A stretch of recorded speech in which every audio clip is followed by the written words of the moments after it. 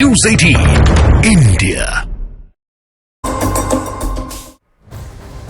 नमस्कार, देश का number 1 Hindi news channel news 18 India आप देख रहे हैं। मैं हूं आपके साथ शालिनी कपूर तिवारी। बड़ी खबर हल्द्वानी हिंसा से जुड़ी हुई जो मिल रही है वो आपको बता देते हैं। हिंसा को लेकर मौलाना तौकीर रजा ने भड़काऊ बयान दिया है। इत्तेहाद मिल्लत काउंसिल यानी कि IMC के प्रमुख है मौलाना तौकीर रजा। कहा है उन्होंने कि हम किसी बुलडोजर को बर्दाश्त नहीं करेंगे। मौलाना ने कहा है कि अगर हम पर हमला हुआ तो हम जान लेने से भी नहीं चूकेंगे। ये बहुत बड़ी खबर आपको बता रहे हैं। तौकीर रजा का विवादित बयान, हमला अगर हुआ तो जान ले लेंगे, जान लेने से भी नहीं चूकेंगे। हल्द्वानी हिंसा और उसके बाद मौलाना तौकीर रजा का ये भड़काने वाला बयान अब सामने आया है। बुलडोजर तुम हमारे घर पे चला दोगे, हम अंधे और बहरे बने बैठे रहेंगे। अब किसी बुलडोजर को बर्दाश्त नहीं किया जाएगा। सुप्रीम कोर्ट अगर संज्ञान नहीं ले रहा है तो हम अपनी हिफाजत खुद करेंगे।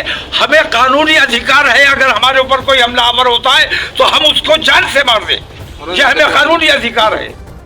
और वहीं हल्द्वानी हिंसा के बाद प्रशासन पूरे एक्शन मोड में दिखाई दे रहा है। सीसीटीवी फुटेज के आधार पर उपद्रवियों की तलाश की जा रही है। दंगाइयों के खिलाफ कड़ी से कड़ी कार्रवाई की जाएगी। जो हमारे देश का कानून है उसको बहाल किया जाएगा। आज चीफ सेक्रेटरी मैडम और हमने सारी समीक्षा की है। अस्पताल गए, वहाँ जो लोग घायल एडमिट हुए हैं उनका हालचाल पूछा गया और अभी यहाँ थाने पे आके डैमेज हमने असेस किया है। तो अभी स्थिति थोड़ा तनावपूर्ण है लेकिन नियंत्रण में है।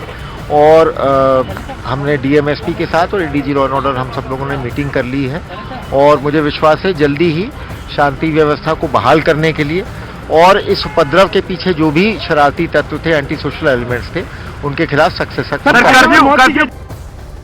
और हल्द्वानी में जिस जगह पर हिंसा हुई उसी इलाके में कई ऐसी चीजें कैमरे में कैद हुई हैं जो कि हिंसा की साजिश से सीधे सीधे जुड़ी हैं। आपको न्यूज 18 इंडिया की एक्सक्लूसिव ग्राउंड रिपोर्ट दिखाते हैं। पूरे इलाके में कर्फ्यू है। मैं तस्वीरें दिखाऊंगा कर्फ्यू की। देखिए ये पूरी गली है जहां से भीड़ आई थी। इन गलियों में अब सन्नाटा पसरा हुआ है। दूर आपको एक पुलिस की वैन दिखाई देगी जो वहां से अनाउंस करते हुए आ रही है कि लोग अपने घरों के अंदर रहें। और ये पूरी गली जहां पर सबसे ज्यादा हुजूम था, ये बताया जा रहा है कि यहाँ पर लोग ऊपर से पत्थर मार रहे थे। अब वो हुजूम यहाँ पर गायब है क्योंकि कर्फ्यू की जो स्थिति है वो यहाँ पर बरकरार है। और इसी वजह से इसके आसपास की इसी तरह में जो जितनी भी गलियां हैं वो सब सन्नाटे में है क्योंकि इलाके में कर्फ्यू है। इंटरनेट सेवाओं को बाधित रखा गया है ताकि लोग सोशल मीडिया का इस्तेमाल ना करें, गलत तरीके से किसी भी अफवाह को पनपने न दें। और इसीलिए सरकार की तरफ से, प्रशासन की तरफ से, पुलिस की तरफ से ये कोशिश की जा रही है कि जल्द से जल्द जो लोग, जो उपद्रवी इस पूरे मकसद के पीछे कामयाब हुए थे उनकी पहचान की जा सके। लेकिन उससे पहले की जो तस्वीरें हैं वो यहाँ पर दिख रही। तो ये जो जली हुई गाड़ियां हैं और वहां पर ये जो सबूत सारे हैं वो इस बात की तस्दीक कर रहे हैं कि किस तरह से वहां पर हिंसा की गई है। आप देखिए पेट्रोल बम फेंकता हुआ यहाँ पर उपद्रवी इस तस्वीर में पूरी तरह से दिखाई दे रहा है। अब प्रशासन का भी ये कह रहा है कि पुलिस की टीम के ऊपर हमला ये जो किया गया था ये पूरी बाकायदा एक साजिश थी। अब इन्हीं उपद्रवियों को, ये जो आपको इन फुटेज में दिखाई दे रहे हैं, इन्हीं की तलाश अभी इस वक्त की जा रही है। पेट्रोल बम का इस्तेमाल मतलब प्लानिंग पहले से रही होगी इन लोगों की जरूर। और अब ये जो हिंसा की साजिश हल्द्वानी के अंदर रची गई थी, इन्हीं लोगों को, उपद्रवियों को पकड़ने के लिए जो पुलिस की टीम है वो इस वक्त लगी हुई है। और जिस वक्त वो हिंसा हुई उसके बाद की ये तस्वीर इस वक्त आप देख पा रहे हैं कैसे वहां पर आगजनी की गई, किस तरह से हिंसा वहां पर भड़काई गई और कैसे चाहे वहां पर बाइक थी, गाड़ियां थी, पुलिस की टीम का कोई शख्स था, सब कुछ आग के हवाले कर दिया गया। और अब तो प्रशासन भी इस बात को मान रहा है कि ये जानलेवा हमला था, बाकायदा ये साजिश थी कि जितने भी वहां पर अधिकारी पहुंचे हुए थे, पुलिसकर्मी पहुंचे हुए थे, जो भी कार्रवाई करने के लिए वहां टीम पहुंची हुई थी, उन सभी के ऊपर ये जानलेवा हमला किया गया था। किस तरह से दंगाइयों ने वहां पर कोहराम मचाया इन तस्वीरों में साफ तौर पर वो दिखाई दे रहा है। और अब एक एक उपद्रवी की पहचान की जाएगी, ये प्रशासन की ओर से, सरकार की तरफ से कहा जा रहा है। और अब इन्हीं उपद्रवियों को पहचानने का काम भी किया जा रहा है क्योंकि ये जो वीडियो फुटेज है ये प्रशासन की तरफ से ही जारी किया गया है ताकि लोग ये समझ सकें कि कैसे पूरी प्लानिंग के साथ यहाँ हिंसा भड़काने की कोशिश की गई थी। और जबकि ये फुटेज प्रशासन की तरफ से जारी किया गया है तो इन तस्वीरों में जो लोग दिखाई दे रहे हैं उन्हें पकड़ने की भी जरूर इस वक्त कवायद हो रही होगी। इन चेहरों को पहचानने की कोशिश की जा रही होगी। न सिर्फ पत्थर फेंका गया, इन तस्वीरों में पत्थर फेंकते तो आपको उपद्रवी दिखाई दे रहे हैं लेकिन पेट्रोल बम तक का इस्तेमाल किया गया। और जाहिर सी बात है वो पहले से तैयार करके रखा गया होगा कि अगर ऐसी स्थिति आती है और अगर प्रशासन वहां पर पहुंचता है, बुलडोजर की कार्रवाई होती है, तो फिर जवाब ऐसे ही दिया जाएगा। उसी से जुड़ी हुई ये सारी तस्वीरें न्यूज़ 18 इंडिया इस वक्त आपको दिखा रहा है। दीपक बिष्ट ने आपको ग्राउंड जीरो की तस्वीर भी दिखाई कि जब वहां पर थोड़ी हिंसा ठंडी हुई तो उसके बाद भी कैसे बाइक जल रही थी, मोटरसाइकिल जल रही थी, गाड़ियां वहां पर जल रही थी। न्यूज़ 18 इंडिया के दीपक बिष्ट इस वक्त मेरे साथ जुड़ भी रहे हैं, उनका मैं सीधा रुख कर लेती हूँ। दीपक, अभी के जो हालात है पहले उसके बारे में भी जरा बताइए। सब कुछ कंट्रोल में है अब? देखिए, आज का जो दिन है वो अभी तक कंट्रोल में कहा जाएगा, क्योंकि आज सुबह से, आज शुक्रवार था, जो जुमे की नमाज होती है वो अता की जाती है, लेकिन पूरा जो रूट था वो पूरी तरह से कर्फ्यू वाला नजर आया। और अभी भी मेरे पीछे की तस्वीर दिखाई देगी आपको, पुलिसकर्मी सादी वर्दी में यहाँ पर दिखाई दे रहे हैं। उनके अलावा और यहाँ पर कोई भी नहीं है, ना ही कोई निकल सकता है, क्योंकि कर्फ्यू घोषित इलाका है। और मनबुलपुरा में जिस तरह से थाने को जलाने की कवायद का है, या फिर वाहन जलाने की, या फिर मारपीट और पथराव करने की, ये सब जो यहाँ पर मनबुलपुरा इलाका है उसके आसपास का एरिया में हुआ था। और इसके बाद से ही आज की स्थिति अभी तक सामान्य बनी हुई है। और ऐसे में लेकिन जो लोग हैं, कुछ परेशानियां उनको हो सकती है, क्योंकि जो प्रशासन ने अस्पताल और मेडिकल सुविधाओं को देने की बात कही थी, उसके अलावा यहाँ पर कुछ ऐसी और दूसरी सुविधाएं नहीं थी। लेकिन लोग, जो यहाँ के स्थानीय लोग हैं, वो चाहते हैं कि यहाँ पर कुछ ऐसी सुविधाएं दें, जो बच्चों को दूध की जरूरत है वो यहाँ पर वो चाहते हैं। लेकिन अभी तक फिलहाल प्रशासन की तरफ से ऐसा कोई रिलीफ नहीं दिया गया है। लेकिन ये कहा जा सकता है कि एक दिन और यहाँ पर कर्फ्यू इसी तरह से रहेगा। मौत का आंकड़ा क्या आधिकारिक तौर पर पुष्टि उसकी कर दी गई है? देखिए, मौत के आंकड़े को लेकर सुबह भी बड़ा कंफ्यूजन था प्रशासन और पुलिस में, क्योंकि 2 मौतें पहले बताई गई थी, उसके बाद 4 मौत की बात की गई थी। अभी भी मौत का जो आंकड़ा है वो 2 मई टिका हुआ है। प्रशासन का कहना है कि जब तक क्लैरिफिकेशन नहीं आता, हॉस्पिटल से रिपोर्ट नहीं आती, वो पूरी तरह से अभी क्लियर नहीं कर सकते। लेकिन 2 मौत अब तक हुई है। ये 2 लोग कौन हैं, इनके बारे में इन्वेस्टिगेशन की जा रही है। वहीं एक युवक जो अजय है, उसको गोली लगी है, जो इसी रूट से जा रहा था, और उसकी जो गोली जब उसे लगी थी, दंगाइयों ने उसे गोली मारी थी, तो उस वक्त वो अपनी मां के लिए दवाई लेने जा रहा था। तो वो भी यहाँ पर पुलिस की नोटेड डायरी में है। और कई ऐसे लोगों को पुलिस तलाश रही है जो उस वक्त वहाँ पर मौजूद थे। ठीक है, इसके अलावा जरा ये भी बताइए, क्योंकि जो फुटेज है हिंसा के वक्त का वो रात का है, तो उसमें बहुत साफ तौर पर चेहरे तो नहीं दिखाई दे रहे हैं, लेकिन उपद्रवियों की पहचान के लिए अभी क्या पहल की गई है? देखिए, पुलिस के लिए काफ़ी हद तक काफ़ी कुछ है इस पूरे केस में, क्योंकि जिस तरीके से ये पूरा इंसिडेंट, जिस तरीके से पूरी साजिश रची गई थी, उस दौरान कितने लोग वहां पर मौजूद थे उसका फुटेज पुलिस के पास है। उसके अलावा पुलिस ने जो फुटेज दिखाया है उसमें साफ तौर पर ये मान लिया जा सकता है कि इन्वेस्टिगेशन अगर होगी, जांच होगी, तो इन लोगों को डिटेन किया जाएगा। और ये वो लोग हैं जो विरोध कर रहे थे। विरोध करने का जो उनका तरीका था बिल्कुल गलत था। उनकी आड़ में दंगाई पहुंचे, उपद्रवियों ने उपद्रव किया।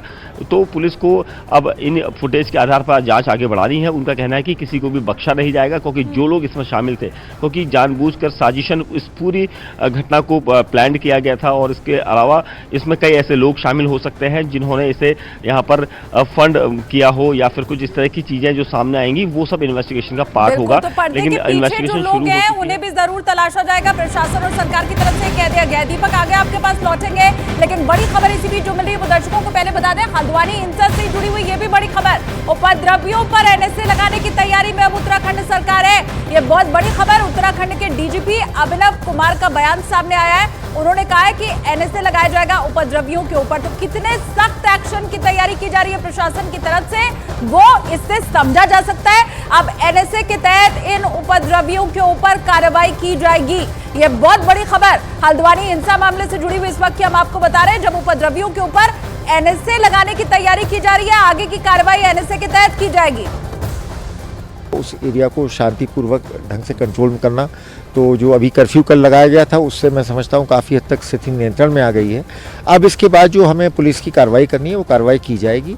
जैसा मैंने बताया, लोगों को चिन्हित किया जाएगा और इनके खिलाफ सख्त से सख्त जो हमारा एनएसए है, नेशनल सिक्योरिटी एक्ट, उसके तहत इनके खिलाफ कार्रवाई की जाएगी। और वे देखिए, नगर निगम और पुलिस की टीम हल्द्वानी में सरकारी जमीन पर बनी मस्जिद और मदरसे को तोड़ने के लिए बस पहुंची हुई थी। अवैध निर्माण पर प्रशासन का बुलडोजर चल ही रहा था कि वहां पर रहने वाले लोग बुरी तरह से भड़क गए। ऐसा कोहराम उसके बाद मचाया गया कि पुलिस की जान पर यहां बनाई।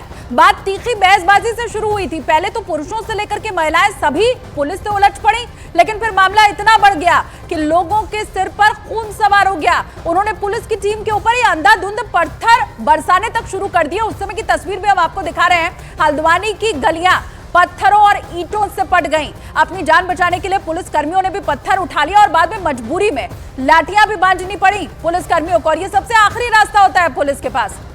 दीपक बिष्ट का एक बार फिर से हम रुख कर लेते हैं। दीपक, अभी भी बहुत से ऐसे लोग हैं जो इतनी हिंसा के बाद भी भड़काऊ बयान दे रहे हैं। तौकीर रजा का बयान हमने सुनाया भी अभी दर्शकों को।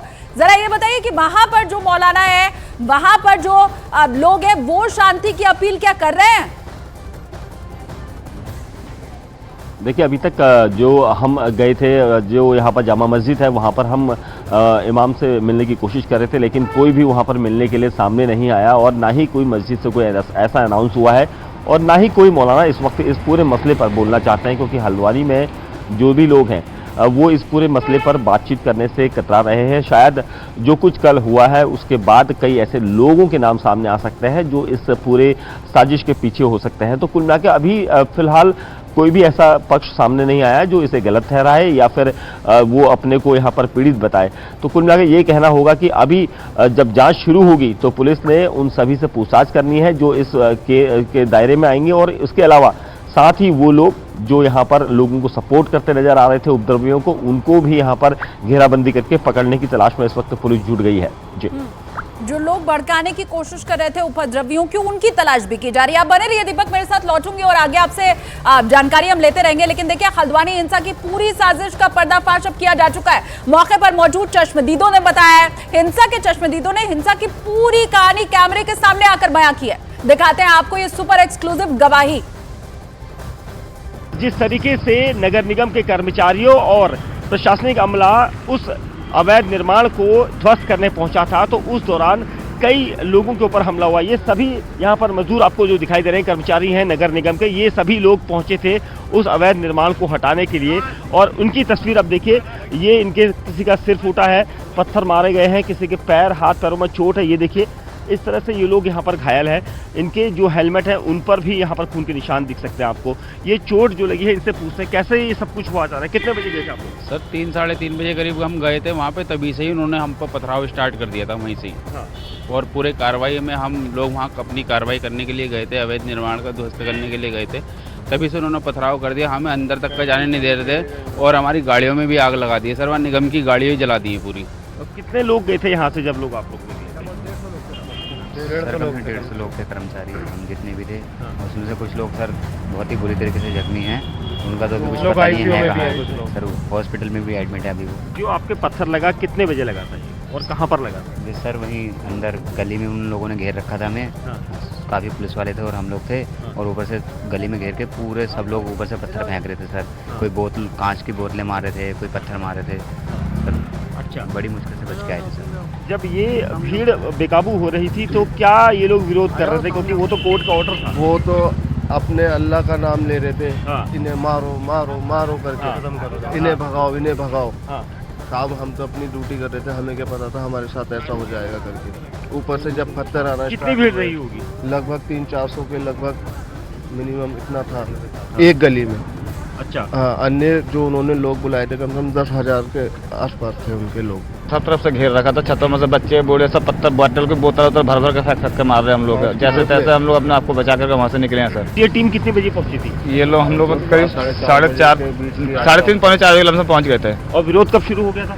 तुरंत ही हो गया था, पहुँचते ही 4:30 हो गया था। उन लोगों ने भगड़ा दगड़ी पत्थर सत्तर मारना शुरू कर दिया हम लोग की तरफ एकदम। प्रशासन तो लगातार अनाउंस भी कर रहा है। बिल्कुल, वो भी हम लोग को बहुत कोशिश कर बचाया, अपने आप को भी बचाया, लेकिन उन लोगों को भी उन लोगों ने नहीं छोड़ा, उन लोगों पर भी पत्थर शुरू कर दिया। कितने कर्मचारी आपके नगर निगम के गए थे वो?